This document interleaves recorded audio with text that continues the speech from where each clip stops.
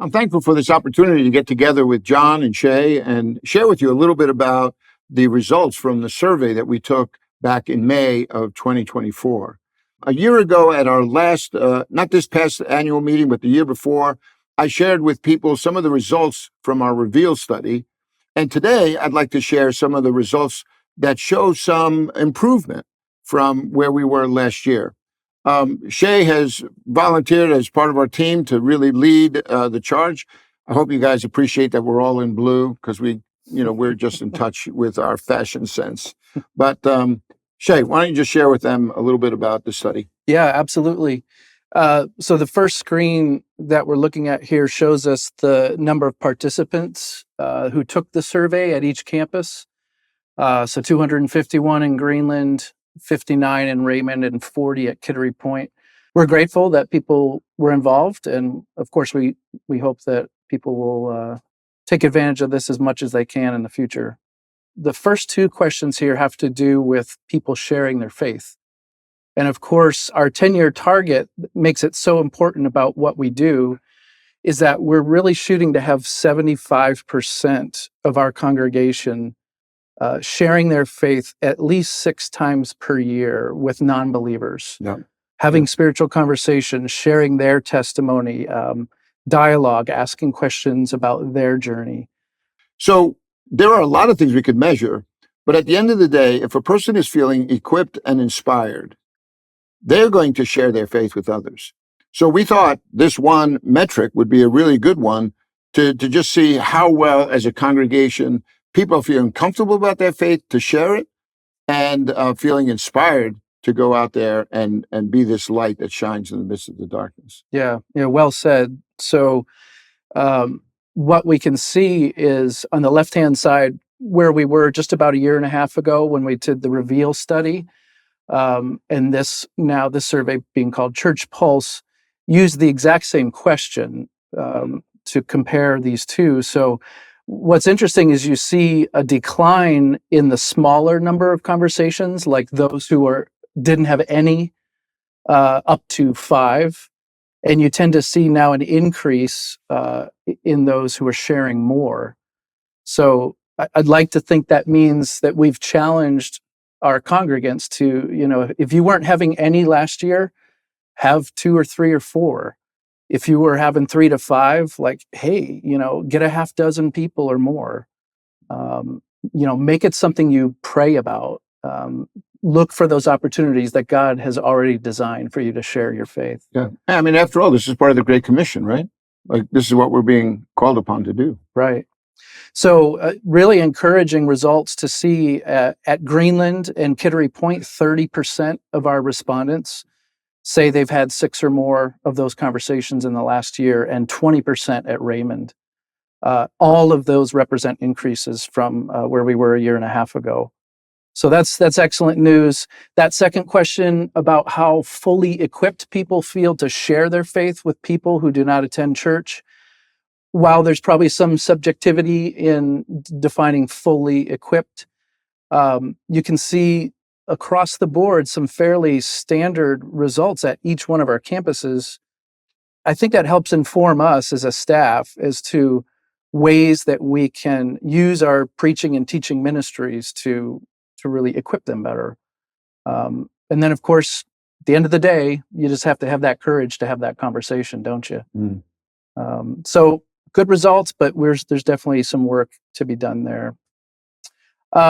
This next question about relationships of accountability. How well does our church do equipping others to have those relationships?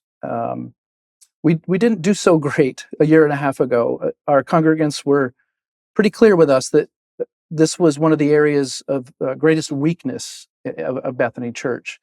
Well, look at the results now. You go from 21 in Greenland to 35, from 20 in Raymond up to 57, and Kittery Point from 21 to 28. Yeah. He particularly likes that number in Raymond, doesn't he? That's a great number, that 57%. I will brag on my folks all day long. But, hey, it's, again, it's one of those where we can provide small group opportunities like we did with Rooted. where people are not just studying, for head knowledge, but they're sharing their lives with one another. They're learning how to pray together, sharing each other's stories and all of that experience. I think it takes that word accountability and makes it a really positive word. Yeah, it's like friends and family getting together. You saw that with the students, right? Yeah, we definitely saw it with students. It's just, people doing life together. Yeah. More than just, again, like you said, more than just studying scripture, but doing life together Right. and living that out. There's still some folks who would say they somewhat agree with that statement, only a handful who disagree. But I guess our challenge would be to those, if you didn't participate in a rooted group, to look for that the next time that comes around, or anytime we have an emphasis on groups, especially if it follows the sermon series. Take that opportunity and prioritize that. It will do you good in your spiritual walk. The last question that we chose to focus on, because this was also an area of relative weakness a year and a half ago, was how well we do as a church to provide opportunities for our congregants to serve those who are in need.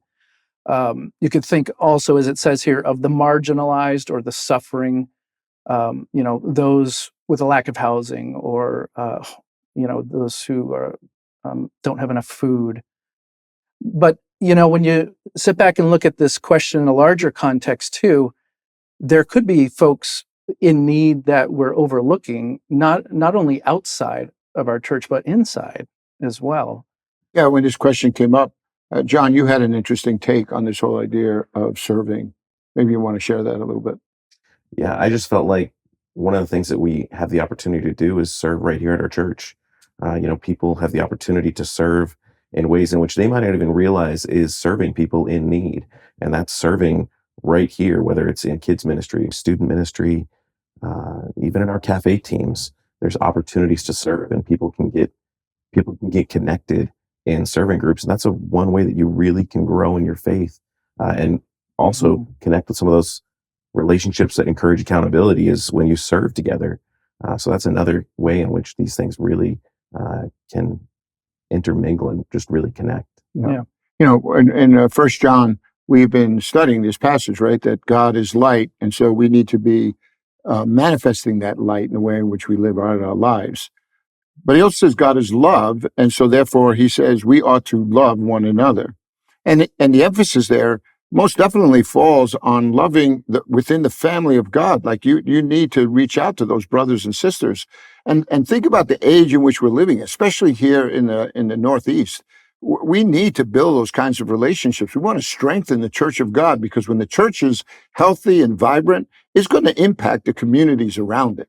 So serving within the church is really a way of boosting this work that's going on within our communities as a whole. Yeah.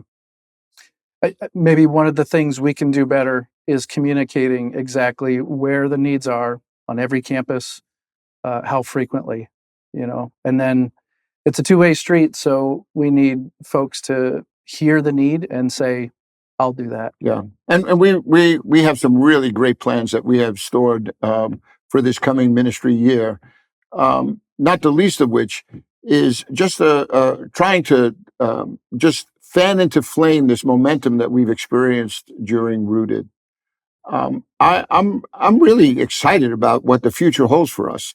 And I think we see real vibrant signs across the board in all of our ministries. And I think that the future is going to be really bright here at Bethany. Look at the baptisms that we have just experienced, people making professions of faith. I'm just very, very much encouraged. We're definitely going to do good in the days to come. So thanks so much, and trust this was helpful for you.